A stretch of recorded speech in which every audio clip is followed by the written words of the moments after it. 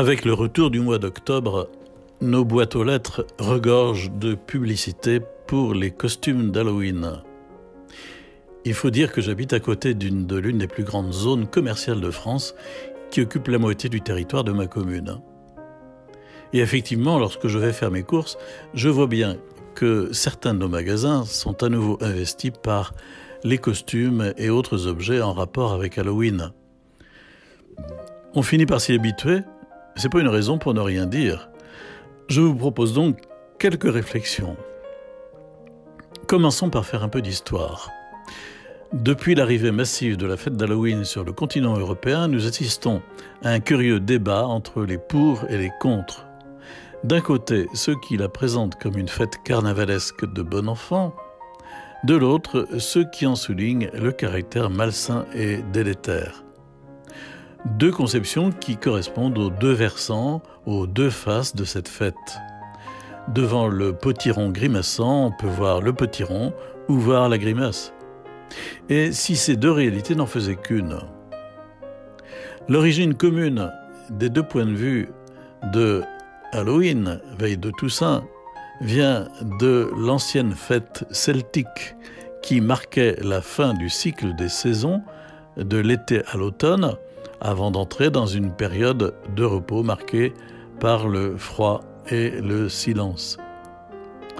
Cette fin de l'été, où Samhain, en gaélique, serait à l'origine du mot Samin. D'un point de vue archéologique ou littéraire, on en connaît trop peu sur les pratiques religieuses et les divinités celtiques, mais il semblerait que l'année religieuse était marquée par 4 grandes fêtes du feu dont la Samin était la dernière et la plus importante.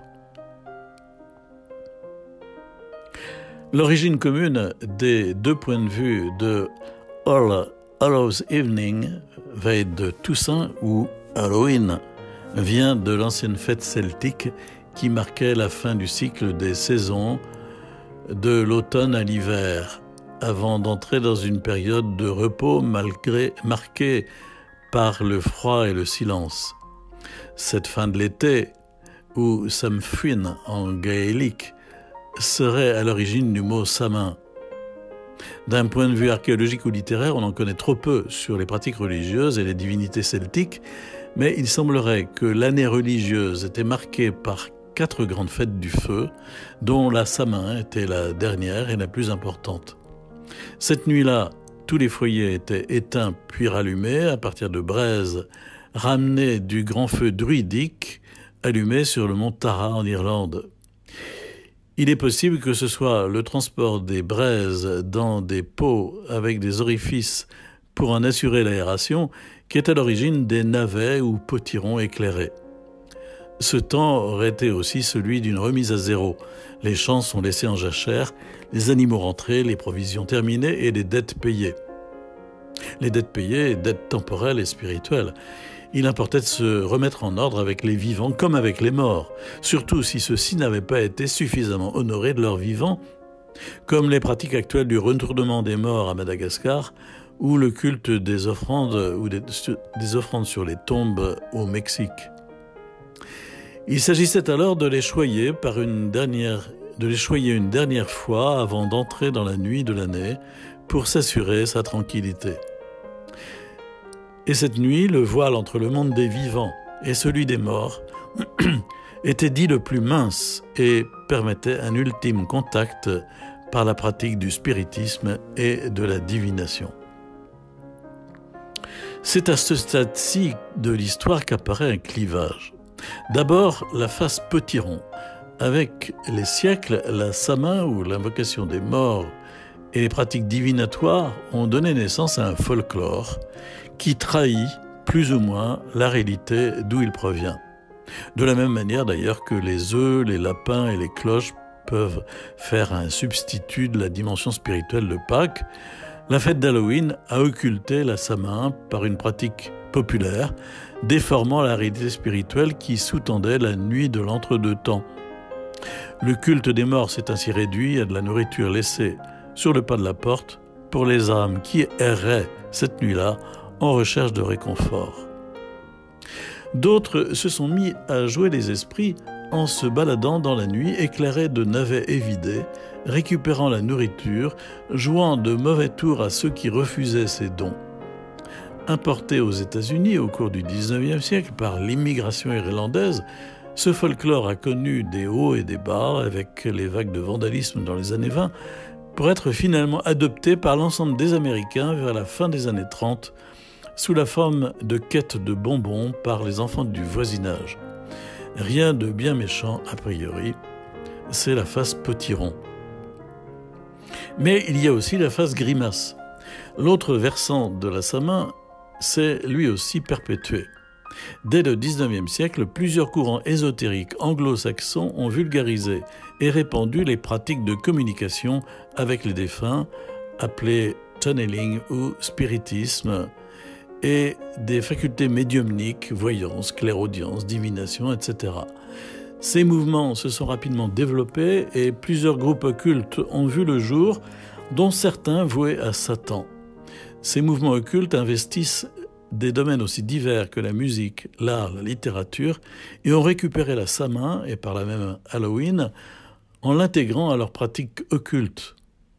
La nuit du 31 octobre est ainsi devenu le nouvel an des mouvements de sorcellerie, Wicca, fêtant l'entrée dans les ténèbres.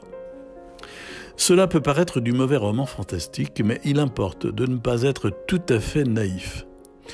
Jusqu'où peut-on ne pas prendre au sérieux un culte de haine, de violence, de mort et de perversion, pratiqué et diffusé par des adultes qu'on peut supposer sains d'esprit et libres de leurs actes?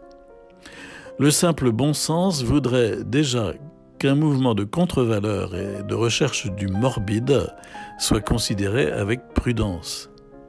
De surcroît, il est plus que raisonnable de ne pas impliquer les enfants dans une fête occulte majeure sous le couvert si peu convaincant de folklore. C'est la face grimace.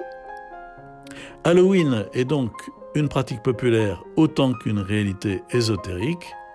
Les deux sont intimement liés par leurs racines communes et par les cultes dont elles sont une expression. On ne peut faire abstraction de l'un ou l'autre. Il est vrai que l'engouement pour les déguisements morbides, le matraquage publicitaire, les succès de librairie et les jeux vidéo ne facilitent pas le choix d'une prise de distance que tentent de vivre certains parents. Il importe cependant d'être conscient que promouvoir une telle fête, c'est marquer son accord et favoriser même involontairement l'émergence de pratiques occultes qui la sous-tendent. Et si la dimension ésotérique de cet événement en laisse certains sceptiques, quelques notions de psychologie devraient rappeler que faire jouer des enfants avec le mal, le laid, le mauvais, le méchant et l'horreur ne peut que les marquer durablement et en profondeur. Abordons maintenant les difficultés qui peuvent se présenter pour des familles chrétiennes. Le 1er novembre, donc le lendemain du 31 octobre, le 1er novembre, nous célébrons dans l'Église catholique la fête de la Toussaint, la fête de tous les saints connus ou inconnus, de tous ceux qui ont cherché à aimer Dieu et les hommes de tout leur cœur. Ils sont pour nous des modèles. Vivant en Dieu, ils rayonnent de sa lumière, ils prient pour nous, ils nous aident à marcher sur ce même chemin exigeant. Le lendemain, 2 novembre, l'Église prie pour tous les défunts de nos familles. Symbolisé, le chrysanthème représente par la disposition centrée de ses pétales le soleil et sa lumière, en contraste avec le granit sombre des tombes. Il cherche à dessiner l'espérance chrétienne de la vie éternelle, qui est le sens profond de la fête de la Toussaint. Nous percevons bien alors qu'il y a antinomie entre Halloween et la fête de la Toussaint. Entre les deux, notre choix doit être clair, même s'il n'est pas toujours possible d'empêcher les enfants de participer aux fêtes d'Halloween. D'un côté, la dérision de la mort, signe d'une société décadente qui ne sait plus l'affronter. De l'autre, des réponses aux questions fondamentales, pourquoi je vis, pourquoi je meurs, le sens donné par Jésus et son Église à la vie par-delà la mort. Il faut choisir. Comme le dit le prophète Élie, jusqu'à quand clocherez-vous des deux pieds? Si c'est le Seigneur qui est Dieu, suivez-le. Si c'est Baal, le Dieu du sacrifice humain, suivez-le. Premier livre des Rois, chapitre 18, verset 21. Ou encore dans le livre de Josué, chapitre 24, verset 15. S'il ne vous plaît pas de servir le Seigneur, choisissez aujourd'hui qui vous voulez servir. Moi et ma maison, nous servirons le Seigneur. Terminons en évoquant un témoignage et par là même l'arrière-boutique du côté grimace, évoqué plus haut. John Ramirez était autrefois prêtre sataniste, un adorateur du diable, comme il se qualifie lui-même. Il se souvient de l'importance toute particulière que revêtait la nuit d'Halloween pour les satanistes et se dit choqué de voir les chrétiens célébrer cette fête avec candeur. Car pour lui, cette fête n'a rien d'innocent. Elle est selon lui spirituellement démoniaque et l'engouement croissant des familles chrétiennes pour cette fête l'interpelle. Il semble que le fondateur de l'église de Satan lui-même, Anton LaVey, ne le contredise pas. Il aurait en effet déclaré « Je suis heureux que les parents chrétiens laissent leurs enfants adorer le diable au moins une nuit de l'année. » Dans un article en anglais, John Ramirez raconte son propre mariage qui a eu lieu un 31 octobre. Son propre mariage le plus diabolique de la planète selon lui. Le rituel avait duré toute la nuit du 31 octobre 1987. Et, je le cite, « parce que nous connaissions les implications et les puissances des ténèbres derrière cette nuit », dit-il. John Ramirez l'atteste, cette nuit est aussi importante dans le monde de la sorcellerie que le dimanche de Pâques pour les chrétiens. C'est pourquoi il met en garde les chrétiens contre la banalisation et la minimisation de l'impact spirituel de cette fête aux origines obscures et encourage également les chrétiens à être clairs dans leurs intentions et leur communication quand ils organisent des manifestations d'évangélisation à l'occasion d'Halloween. Ainsi, celui qui a des oreilles, qu'il entende.